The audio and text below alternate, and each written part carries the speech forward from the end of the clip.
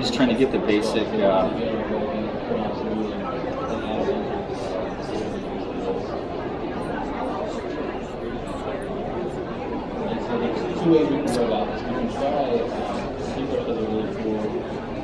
Just put his best in. I like to draw him with the best.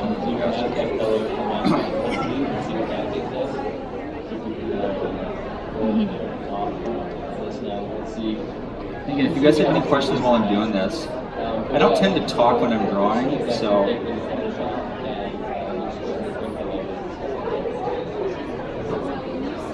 When you said that you like to think for a while before you start animating, right? How would you do that? Do you just kind of sit and think, or would you thumbnail things? Both.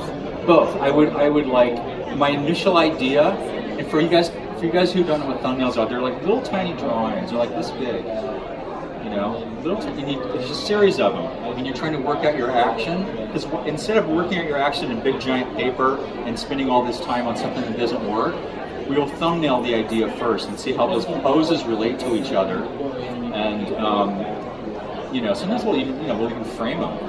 You know, you can put the character in there, whatever they're doing. And then maybe even show them to somebody. You know, I used to go and I'd show Glenn stuff. The thing cool about Disney back then was all our doors were always open. Everybody was friends. I mean, I know it sounds crazy, but we were. I mean, there's a couple oddballs, but for the most part, we were all friends. And particularly, you know, it was animation, it was professional. So you could go into anybody's room at any time and ask them, hey, what do you think of this? I don't know if I like this. Or you'd shoot a test and say, come here. Some animators walk away, hey, so-and-so, come here. What do you think of this test? And I'm like, well, I think you're holding this pose too long. Or what's it supposed to do? Well, it's this.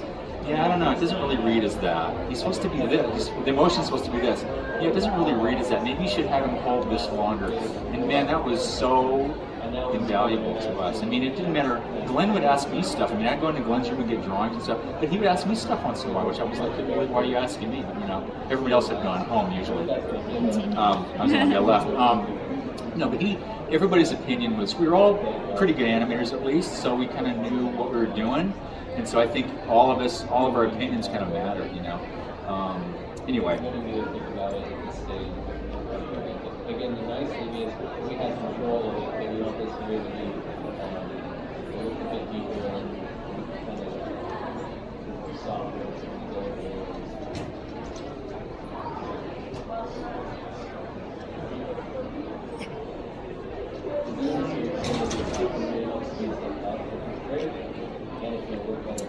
So that's going to be my first pose. Just kind of, he's sort of pleasant. Again, this is an absolutely horrible drawing, but I'm just trying to get an idea across here, you know. How long did it take to really nail the model? Too long.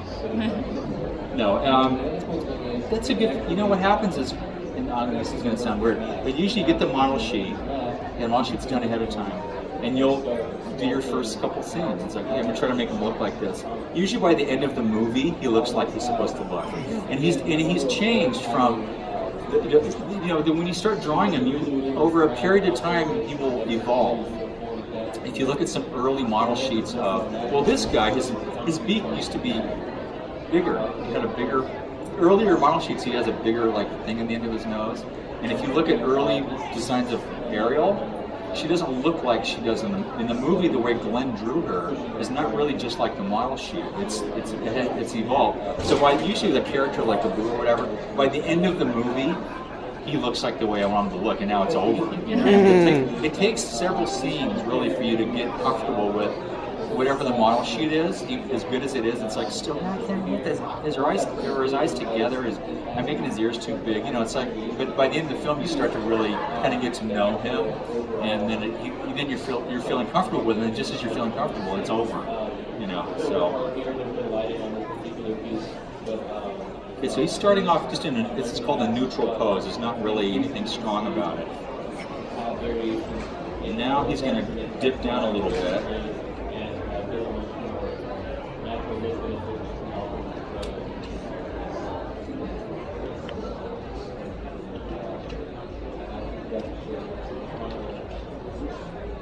And when his body goes down, like his head comes down, but his whole body reacts to that.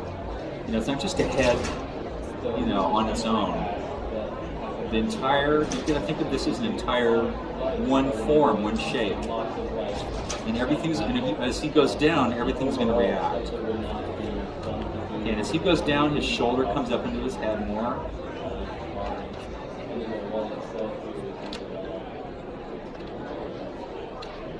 His legs are gonna bend a little bit. He doesn't really have knees so much. I mean, he kind of does, but.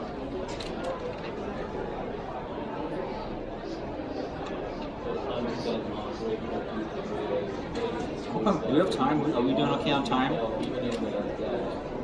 Probably not.